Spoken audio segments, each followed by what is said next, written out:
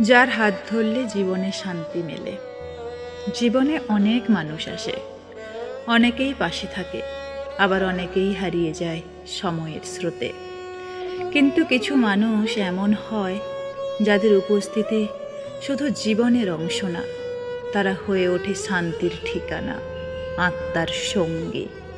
যার হাত ধরলেই মনে হয় সব ভয়, দুঃখ, ক্লান্তি দূর হয়ে যায়।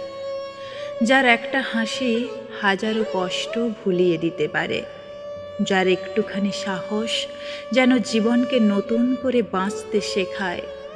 তেমন একজন মানুষ পাওয়া সত্যিই সৌভাগ্যের। এই দুনিয়ায় অনেক কিছুই বদলে যায়। সময় বদলায়, পরিস্থিতি বদলায়, মানুষ বদলায়, কিন্তু যে মানুষটা আমাদের চোখের জল চুপচাপ মুছে দেয়, কথার ভিড়ে নিঃশব্দ বোঝে, সে মানুষটার অবস্থান যেন কখনো না বদলায়। আমরা চাই না রাজত্ব, চাই না বিলাসিতা, শুধু চাই এই মানুষটা সারা জীবন আমাদের হাত ধরে থাকুক।